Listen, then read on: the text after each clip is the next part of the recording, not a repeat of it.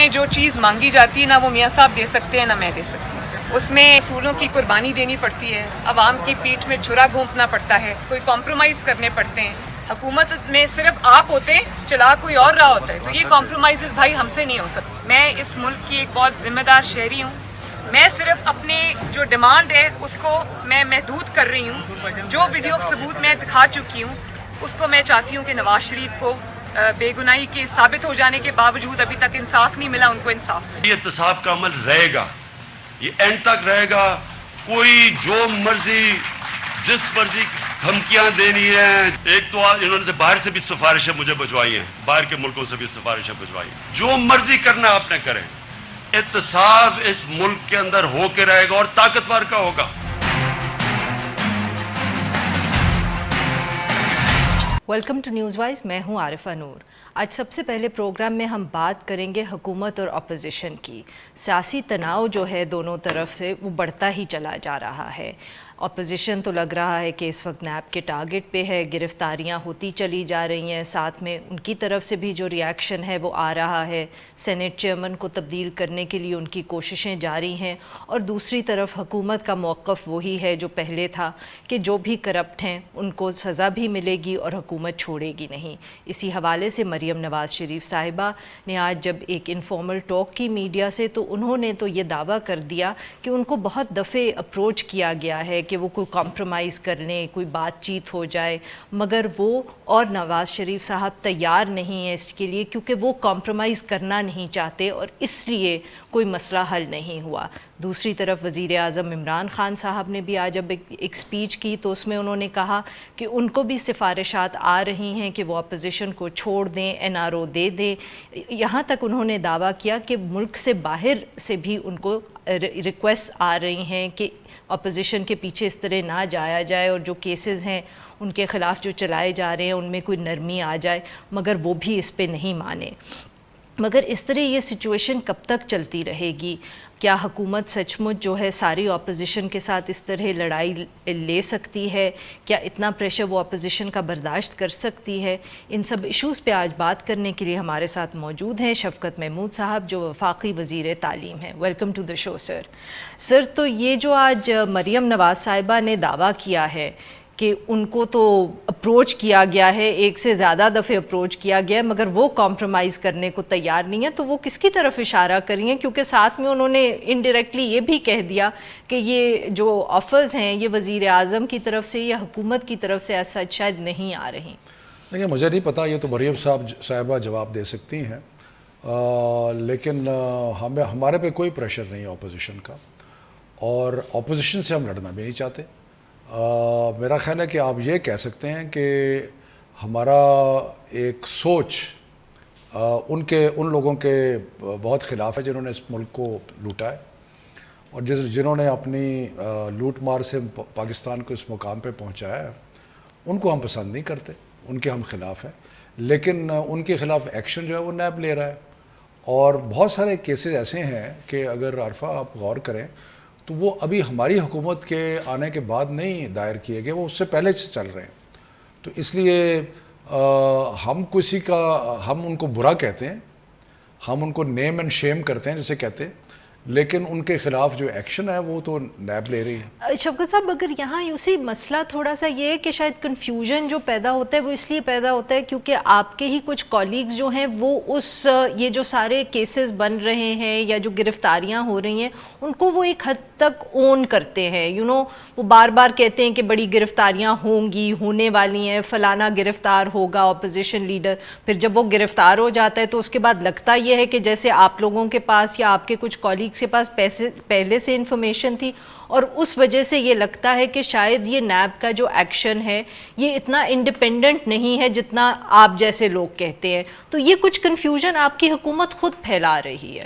دیکھیں, اس حد تک تو میں کہہ سکتا ہوں کہ جو تفتیش ہے یا FIA ہے یا گورنمنٹ کی ایجنسیز جو انوالو ہوتی ہیں کسی بھی کیس کی انویسٹیگیشن میں, اس حد تک تو ہم کہہ سکتے ہیں کہ ہم کسی کو معاف نہیں کریں گے. اور جب پرائم منسٹر کہتے ہیں ان کا مطلب بھی یہی ہے. انسٹیٹیوشنز اگر انڈیپینڈنٹ ہیں تو پھر آپ کی معافی یا نہ معافی کا کیا مطلب ہوتا ہے؟ اگر ہمیں کوئی اپروچ کرتا ہے کہ منی لانڈرنگ کیس ہے یا فلانا ہے اس کی FIA سے تحقیقات نہ کروائیں, یہ نہ نہیں کریں. تو کیا پھر آپ یہ مانیں گے کہ ہم تو نہیں مانے, ہم نے تو نہیں کہ آپ پھر انفلوئنس کر سکتے ہیں FIA کو؟ آپ یہ لوگوں کا تصور تو یہ ہے نا کہ حکومت انفلوئنس کر سکتی ہے, لیکن وہ ہم تو کہہ رہے ہیں کہ سوال ہی نہیں پیدا ہوتا ہم کسی قسم کا ان کے ساتھ کمپرومائز کریں. باقی یہ رہ گیا کہ اپوزیشن جو نیب ہے اس کے جو ایکشنز ہیں کئی دفعہ آپ اندازہ بھی لگا سکتے ہیں. مثلاً میں اندازہ لگا سکتا تھا جب شہباز شریف کا ہوا کہ جی اس کو ضرور اریسٹ کیا جائے گا, اور اب تو جو شہباز شریف کے معاملات جس طرح باہر کھلے ہیں, $26 ملین کی ٹیٹیاں جو لگی ہیں اور جو باقی چیزیں ہوئی ہیں, تو اس سے نظر جب آپ کو انفارمیشن کہیں سے ملتی ہے تو آپ اندازہ لگا سکتے ہیں. تو میرا خیال ہے ہمارے جو وزراء یہ کہتے ہیں کہ کل کوئی پکڑا جائے گا, یہ وہ اپنی طرف سے اندازہ لگاتے ہیں بیسڈ آن جو انفارمیشن جو ان کے پاس ہوتی ہے. مگر ساتھ میں جیسے کہ جو اگلے دن سٹوری آئی ہے ڈیلی میل میں ڈیفٹ کے حوالے سے اور پنجاب حکومت کے حوالے سے, اس کے بعد اس طرح کی بھی اطلاعات آئیں کہ وہ جو رپورٹر تھا جب وہ آیا تو شہزاد اکبر صاحب سے بھی ملاقات ہوئی, وزیر اعظم صاحب سے بھی ملاقات ہوئی, تو کلیئرلی اس سے یہ صاف ظاہر ہو رہا ہے کہ انفارمیشن جو لیک کی گئی یا مہیا کی گئی وہ حکومت نے ہی مہیا کی گئی. دیکھیں بڑا اچھا ہوا کہ آپ نے یہ سوال پوچھا, کیونکہ آپ برٹش میڈیا کو بھی سمجھتی ہیں, سارے حساب کتاب کو سمجھتی ہیں. اس سے زیادہ مذاقہ خیز بات تو اور کوئی ہے نہیں کہ ڈیلی میل نے عمران خان کے کہنے پہ سٹوری چھاپی ہے. ڈیلی میل کسی کے کہنے پہ سٹوریز نہیں چھاپتا, نہیں چھاپی کہنے پہ نہیں, بٹ انفارمیشن تو پھر آپ لوگوں نے دی نا. ہاں جی جی جی. اب ڈیلی میل کا جس کورسپونڈنٹ نے یہ سٹوری فائل کی ہے ڈیوڈ روز, وہ کہتا ہے کہ میں عمران خان سے الیکشن سے پہلے ملا تھا, اور یہ جو تصویر گھمائی گئی ہے یہ تصویر اس زمانے کی ہے اور ہمارے میڈیا سیل نے یہ ریلیز کی تھی اس وقت. سو اس لیے یہ بھی ایک غلط بات ہے. ویسے اگر مل بھی لیتے تو کوئی ایسی برائی نہیں.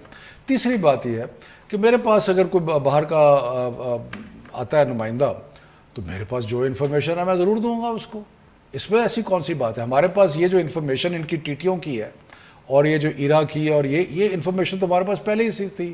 پر یہ تو پروسیکیوشن کی انفارمیشن ہونی چاہیے نا, یہ تو ایویڈنس ہے نا شفقت صاحب. یہ کیسے آپ کہہ رہے ہیں کہ آپ وہ مہیا اس طرح کر رہے ہیں؟ کیونکہ ہمارے پاس ٹیٹیز کی انفارمیشن تو پہلے آ گئی تھی نا جب شہباز کو. آپ کے پاس تھی یا انویسٹیگیٹو آرگنائزیشنز کے پاس تھی؟ پبلک ڈومین میں تھی. لیکن پبلک ڈومین میں اتنی بڑی خبر جرنلسٹ سے پوچھ رہا ہوں کہ اگر آپ میرے سے آگے کوئی سوال کرتی ہیں اور میرے پاس انفارمیشن ہے تو میں کیا میرا حق نہیں ہے کہ میں آپ کو دے دوں؟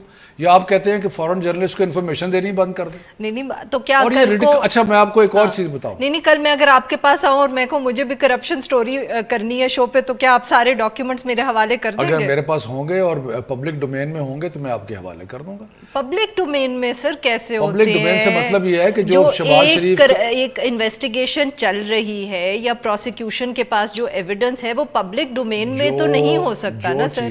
جو چیزیں شہباز شریف کے خلاف تھی جو سٹوری میں آئی ہیں وہ تقریباً ساری پبلک ڈومین میں تھی. اس میں صرف ایک چیز جو پبلک ڈومین میں لیٹر آئی جو مجھے نہیں پتا تھا, باقی سب چیزوں کے بارے میں مجھے پتا تھا, وہ تھی کہ جو ایرا کے جو چیکس 2011-12 میں ٹرانسفر ہوئے ہیں وہ بعد میں پتہ چلا.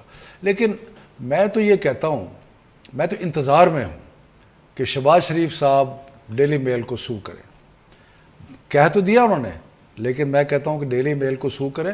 اور ایک اور مذاقہ خیز بات کہ جی میں عمران خان کو اور شہزاد اکبر کو لنڈن میں سو کروں گا. وہ تو لنڈن میں سو کرنے کا بڑے شوق سے کریں, لیکن اس میں لنڈن میں جورسڈکشن کہاں سے آ گئی؟ شفقت صاحب پبلک ڈومین سے آپ کی کیا مراد ہے کہ یہ انفارمیشن پبلک ڈومین میں ہے؟ بیکاز ایز آئی سیڈ شاید مجھے سمجھ نہیں آ رہی کہ میرا خیال تھا کہ جو انویسٹیگیشن جب ہو رہی ہوتی ہے تو وہ ایک انویسٹیگیٹو اتھارٹی کے پاس وہ انفارمیشن ہوتی ہے, وہ پبلک ڈومین میں تو نہیں ہوتی. پبلک ڈومین کا مطلب یہ ہے کہ جب وہ انویسٹیگیٹو اتھارٹی سے خبر جو ہے وہ باہر نکل آتی ہے تو پھر وہ پبلک ڈومین میں آ جاتی ہے. اس کا پبلک ڈومین میں کئی دفعہ اخبار میں آ جاتی ہے, کئی دفعہ اخبار میں نہیں آتی, لیکن بہت سارے لوگوں کو پتہ ہوتا ہے.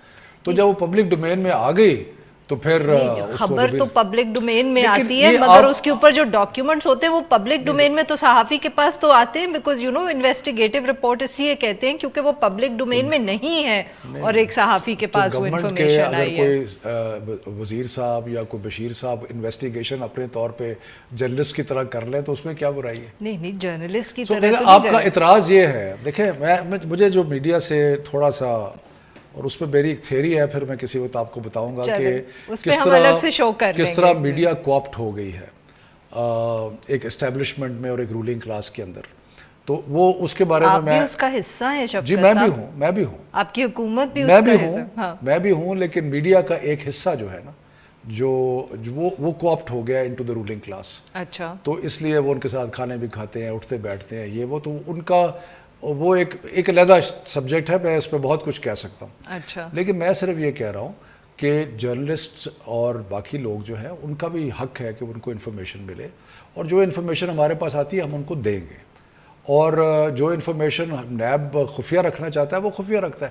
لیکن اس کے بارے میں ابہام نہیں ہونا چاہیے کہ یہ تحقیقات جو ہے یہ نیب کی تحقیقات ہے, اور اس کے اریسٹ جو ہے وہ نیب سے, اور بہت سارے کیسز جو ہیں پہلے کے. تو آپ کے خیال میں جو یہ ایک پرسیپشن بلڈ ہوتا چلا جا رہا ہے کہ اپوزیشن جو ہے یا اپوزیشن سے منسلک جتنے لوگ ہیں صرف ان کے خلاف کیسز بن رہے ہیں یا ان کی انویسٹیگیشنز ہو رہی ہیں, اور جو حکومت کے ساتھ لنکڈ ہے یا الائیڈ ہے ان کے خلاف اگر کوئی انویسٹیگیشن ہوتی بھی ہے تو یا وہ ختم ہو جاتی ہے یا بہت سلولی چلتی ہے, یہ صرف ایک پرسیپشن ہے اور اس میں کوئی سچائی نہیں ہے. نہیں دیکھیں, اس میں بابر اعوان صاحب ہوئے, چودھری ہیں پنجاب کے, یہ بوجوہ بنائی گئی ہے پرسیپشن. لیکن اگر آپ دیکھیں کہ پچھلے 10 سال کس نے حکومت کی, تو جو حکومت کریں گے ان کے اعمال سامنے آ رہے ہیں, اور اس کے اندر کچھ ہمارے لوگ جن کے بارے میں اس سے 2008 سے پہلے کے تھے, مثال کے طور پہ سبطین خان کو اریسٹ کیا گیا, ہمارے وزیر تھے, وہ تھا ایشو جو 2008 سے پہلے کا تھا. اس طرح علیم خان کو اریسٹ کیا گیا 2008 سے پہلے کا ایشو تھا. تو باقی تو پچھلے 10 سال تو ان لوگوں نے بابر اعوان لوٹ مار صاحب کی ہے. کی تو 2008 کے بعد کی تھی, اور دیکھیں وہ انویسٹیگیشن ختم ہو گئی. بابر اعوان کی ایکویٹل کورٹ آف لا سے ہوئی ہے. صحیح, نیب نے اس کے خلاف اپیل بھی دائر کر دی ہے, وہ نیب نے نہیں چھوڑا. So you're saying it's not a coincidence, میں یہ سب genuine cases کورٹ آف ہیں. لا سے کسی کو قتل ہو جاتی ہے, ساتھ ساتھ آپ کہتے ہیں کہ یہ عدالت میں پروو کریں. اب نواز شریف کو عدالت سے سزا ہوئی تو اس کو مانتے نہیں ہیں, صحیح, اس کو عدالت سے قتل ہوئی ہے تو اس کو مانتے نہیں ہیں. تو یہ میرا ایک تھیری ہے, وہ میں پھر آپ سے کسی چلیں اس پہ ہم ایک الگ سے پروگرام میں کریں گے. ناظرین یہاں پہ لیں گے ایک چھوٹا سا بریک, اور جب ہم بریک سے واپس آئیں گے تو ہم شفقت صاحب سے گفتگو جاری رکھیں گے, اور ہم ان سے بات کریں گے مدرسہ ریفارمز کے حوالے سے. انہوں نے گزشتہ روز ایک بہت بڑا اعلان کیا. اسٹے ود اس.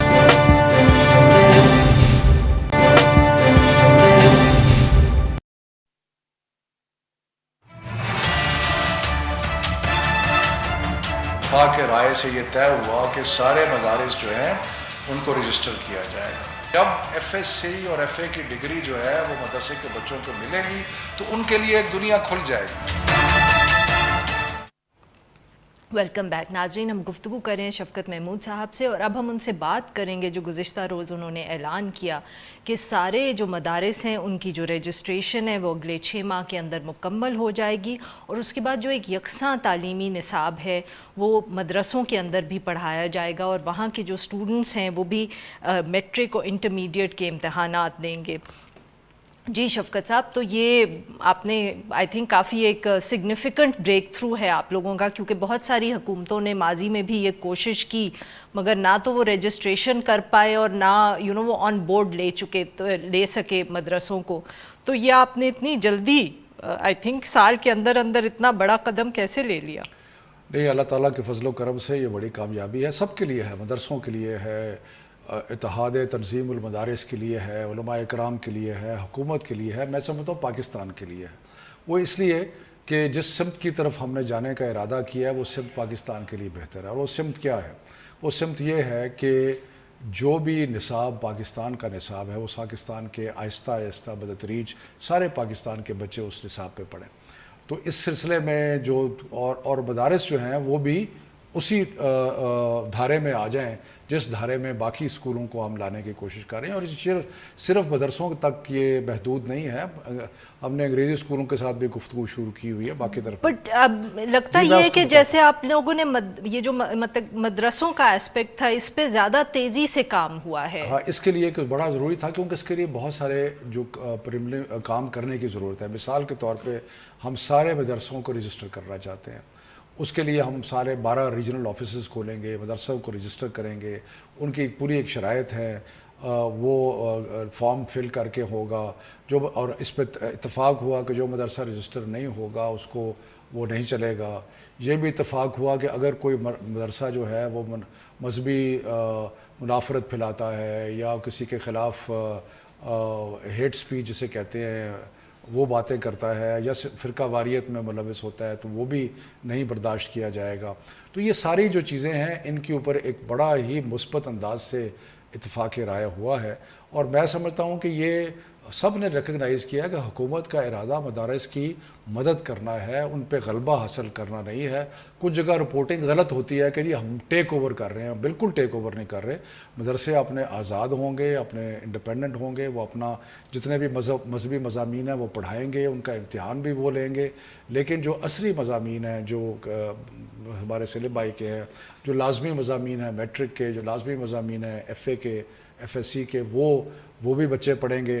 وہ مذہبی مضامین کا امتحان وہ خود لیں گے. اب شفقت صاحب یہاں دو سوال، ایک یہ کہ جو آپ نے پہلے بات کی تھی کہ آپ مانیٹر کریں گے ہیٹ سپیچ کو، یا یہ مانیٹر آپ کریں گے کس طرح، کہ آپ یہ کیسے انشور کریں گے کہ وہاں ہیٹ سپیچ پڑھائی جائے؟ کیونکہ جو مدرسوں کا مطلب کہ جو نمبرز ہیں، جو تعداد ہے ان کی، اور کئی اتنے چھوٹے ہوتے ہیں کہ مسجد کے اندر وہ سائٹ پہ 1-2 کلاسز کر رہے ہیں، کئی بہت بڑے مدرسے ہیں جہاں آبویسلی بچے رہتے بھی وہاں ہیں. تو یہ کس طرح آپ انشور کریں گے کہ یہ اس طرح اس کی مانیٹرنگ اس طرح؟ پہلے تو میں یہ عرض کروں کہ بہت ہی چند اور محدود مدارس ہیں جہاں کسی شکایت آئی تھی کہ وہاں پہ فرقہ واریت کی باتیں ہو رہی ہیں.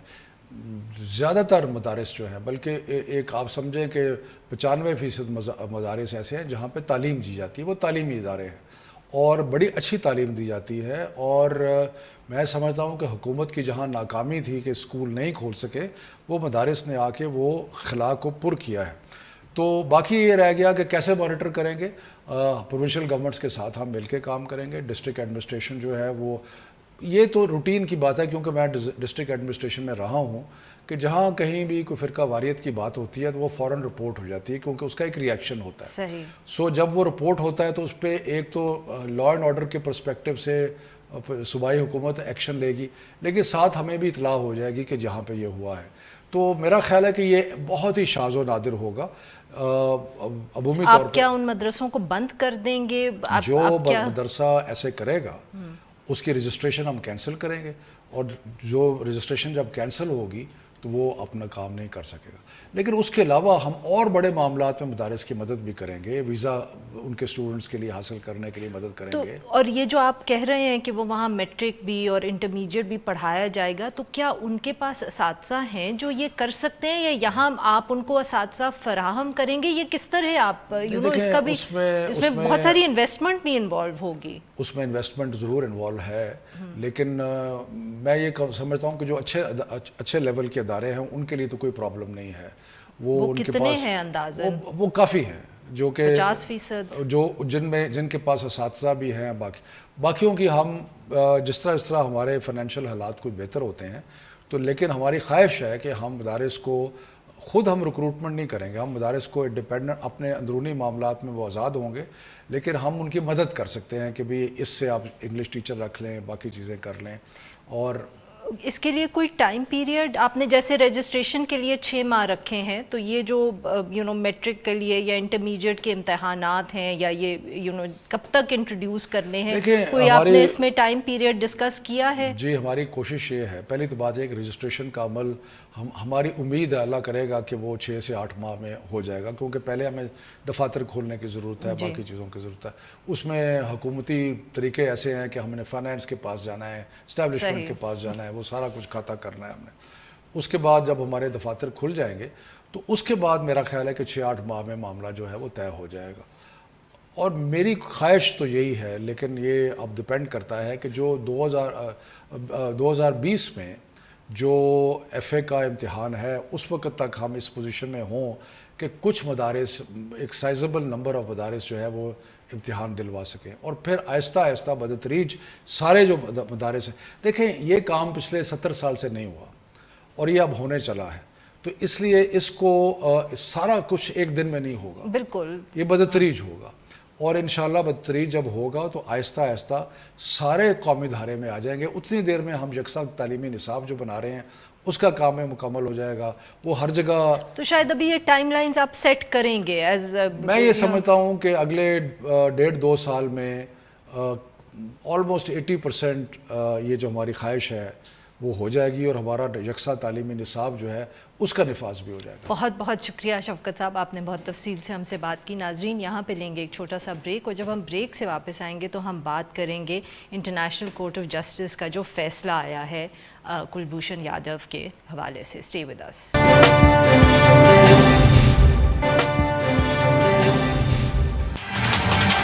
Consequently, Pakistan must inform Mr. Yadav without further delay of his rights under Article 36, Paragraph 1B, and allow Indian consular officers to have access to him and to arrange for his legal representation as provided by Article 36, Paragraph 1A and C.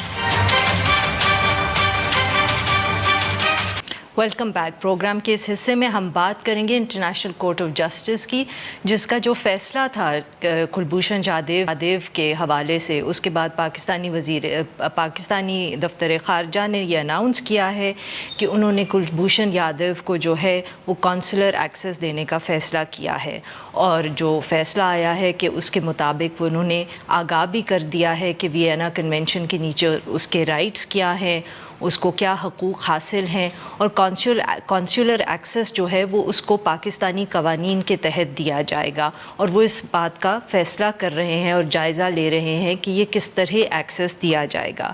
جو court کا فیصلہ تھا اس میں انہوں نے یہ بھی کہا کہ ساتھ میں جو ٹرائل ہے وہ ایک فیئر ٹرائل ہونا چاہیے، اور یہ جو فیئر ٹرائل ہے اس حوالے سے انڈیا کو بھی بتانا چاہیے اور اس کو ایک ریویو کا حق بھی دینا چاہیے.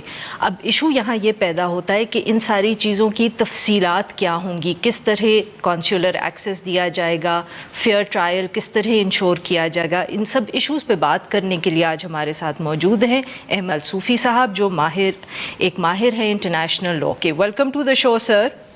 جی تھینک یو ویری مچ. جی صوفی صاحب، تو سب سے پہلے بتائیں کہ یہ جو بات کی ہے ہمارے فارن آفس نے کہ ایکسیس دیا جائے گا، رائٹس دیے جائیں گے، کونسولر ایکسیس دیا جائے گا، مگر یہ پاکستانی قانون کے نیچے دیا جائے گا، تو اس کا کیا مطلب ہے؟ کیا انڈین جو قانون ہے اور جو پاکستانی قانون ہے اس میں کونسولر ایکسیس میں کوئی فرق ہوتا ہے؟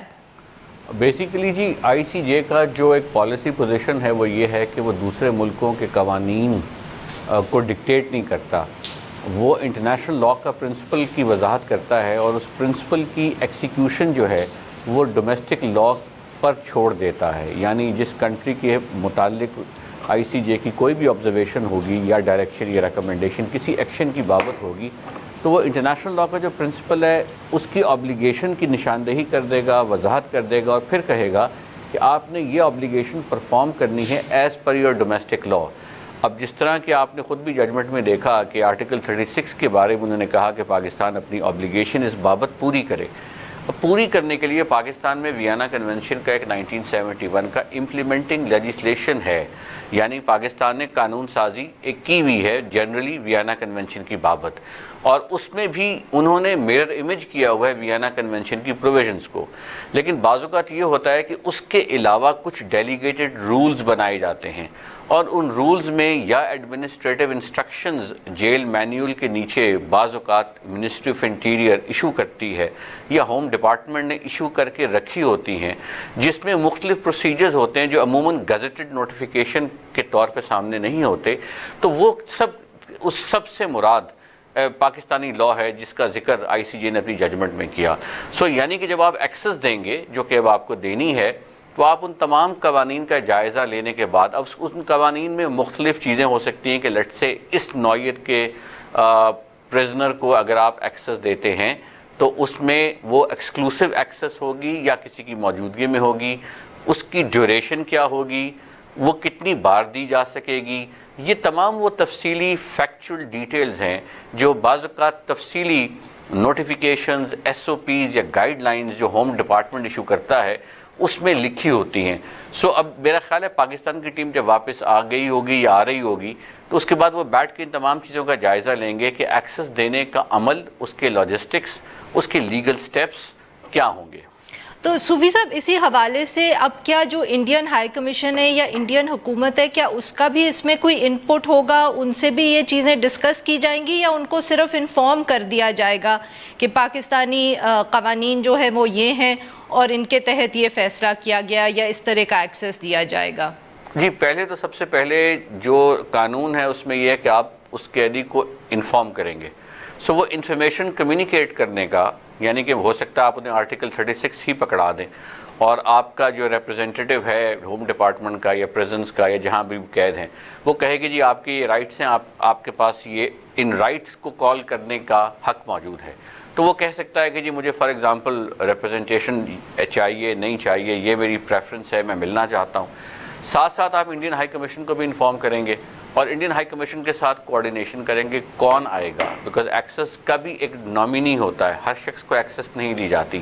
وہ جو نامینی ہے وہ پھر آ کر آپ اس کے ساتھ کوارڈینیشن، ٹائم وغیرہ جو بھی لاجسٹکس اس کی ہیں ان کی تفصیلات میں جائیں گے. تو کسی حد تک یہ ایک کوآپریٹو فریم ورک بھی ہوگا. ایٹ دا سیم ٹائم اس میں جو لیگل سٹیپس پاکستانی لا، پروسیجرز، گائیڈ لائنز، SOPs کے نیچے ہیں ان کو بھی ساتھ ساتھ فالو ہونا ہوگا. تو صوفی صاحب اگر اس کے بعد کلبھوشن جادیو اگر یہ چاہے یا انڈین ہائی کمیشن چاہے کہ وہ اس کو ایک لائر پرووائڈ کریں تو کیا یہ بھی ذمہ داری بنتی ہے پاکستانی حکومت کو کہ وہ اس کی مرضی کا یا انڈین ہائی کمیشن کی مرضی کا یا انڈین حکومت کی مرضی کا اس کو ایک وکیل دیا جائے؟ جی بیسیکلی تو آپ کو وکیل دینا ہے آف ہز چوائس. جو جورسپروڈنس کے اور قانون کے الفاظ ہیں وہ یہ ہیں.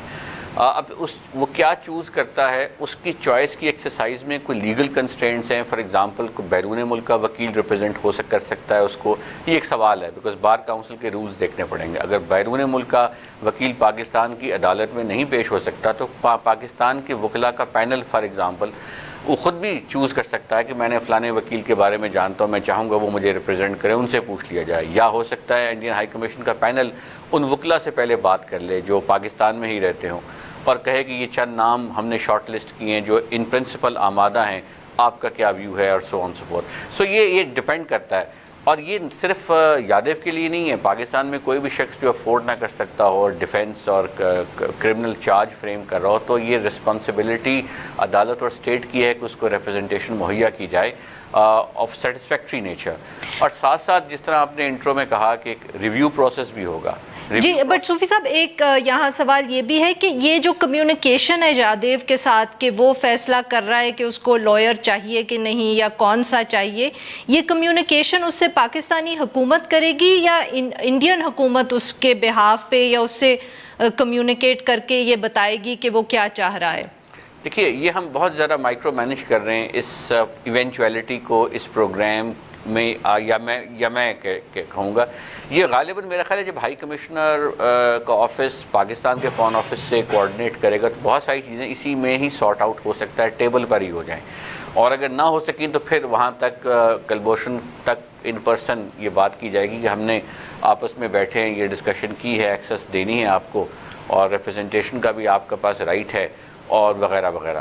لیکن ساتھ ساتھ یہ نہیں کہا گیا کہ کل عدم قرار دے دیا گیا فیصلہ، بیکاز جو رائٹ آف ریپرزنٹیشن ہے وہ ان کیسوں میں بھی ہو سکتا ہے جو دوسرے کیسز پینڈنگ ہیں، FIR نمبر 6 اور دوسری جو ہے. بیکاز یہ بھی ایک سوال ہوگا کہ ایک ججمنٹ جس کو کل عدم یا کنوکشن جس کو ICJ نے خود کل عدم قرار نہیں دیا تو اس میں تو ری ٹرائل اگر وہ مانگے گا بھی تو وہ اس وقت تک نہیں ہوگا جب تک ریویو کمیٹی اس کو اس نتیجے پہ نہ پہنچے کہ اس میں کوئی مس کیریج آف جسٹس ہوا ہے in terms of the principle laid down by the ICJ. جی صوفی صاحب یہاں ہم لیں گے ایک بریک اور جب ہم سے واپس آئیں گے تو ہم گفتگو جاری رکھیں گے اور فیئر ٹرائل کے حوالے سے مزید جانیں گے احمر بلال صوفی صاحب سے. Stay with us.